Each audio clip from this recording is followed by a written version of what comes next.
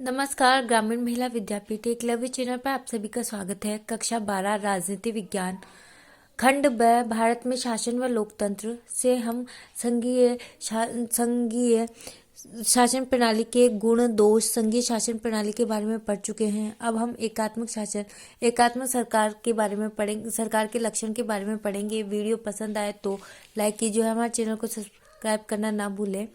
तो एकात्मक सरकार के जो लक्षण है वह निम्नलिखित बताए गए हैं कि एकात्मक सरकार में क्या है, एक ही संविधान पाया जाता है, अवशिष्ट शक्तियां पाई जाती हैं, संविधान संशोधन किए जाते हैं, शक्तियों का विभाजन किया जाता है, एकल नागरिकता प्रदान की जाती है, एकल संगठित न्याय की व्यवस्था की जाती है। तो ये सब क्या है, एकल सरकार की लक्षण है। राज्यसभा में राज्यों का असमान प्रतिनिधित्व किया जाता है, लोक सेवाओं का विभाजन इसमें नहीं होता, प्रारंभिक बातों में एकरूपता पाई जाती है। ये सब एकात्मक सरकार के लक्षण हैं। तो संविधान के आपातकाल जो संविधान में है, निम्नलिखित आपातकाल की संविधान में आपातकाल कब घोषित किया जाता है, कैसे? तो अनुच्छेद 352 के अंतर्गत युद्ध या बाह्य आक्रमण व सशस्त्र विद्रोह के कारण क्या किया जा सकता है, आपातकाल की घोषणा की जा सकती है। संविधान में आपातकाल की घोषणा किन किन अनुच्छेदों के द्वारा और कब कब की जा सकती है? तो अनुच्छेद 352 के अंतर्गत युद्ध या बाह्य आक्रमण व सशस्त्र विद्रोह के कारण आपातकाल की घोषणा की जाती है।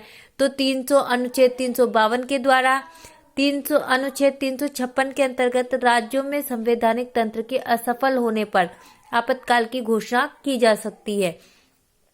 352 में तो जब बाह्य युद्ध या आक्रमण की आशंका होती है तो हम आपातकाल घोषित कर सकते हैं।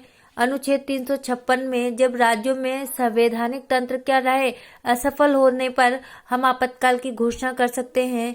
और 360 के अंतर्गत वित्तीय स्थिरता संकट के समय संघीय व्यवस्था एकात्मक रूप ग्रहण कर लेती है। जब क्या है, वित्तीय संकट आता है तो अनुच्छेद 360 के अंतर्गत आपातकाल की घोषणा की जा सकती है।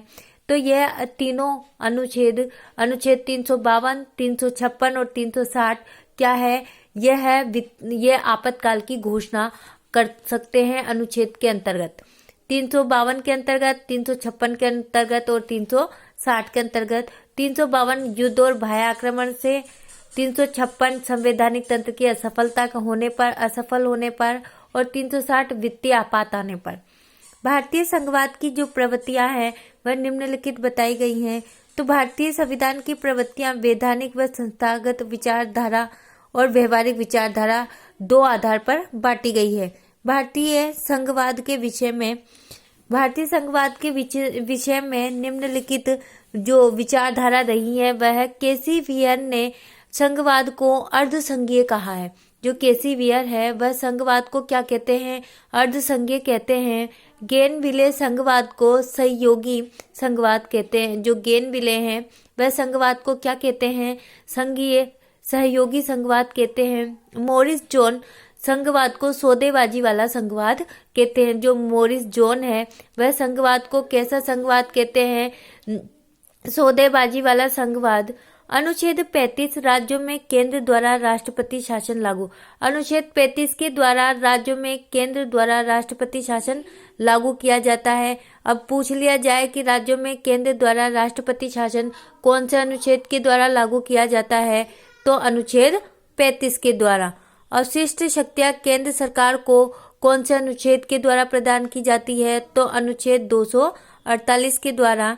अखिल भारतीय सेवाओं के सृजन से संबंधित प्रावधान कौन से अनुच्छेद में दिए गए हैं, अनुच्छेद 312 में।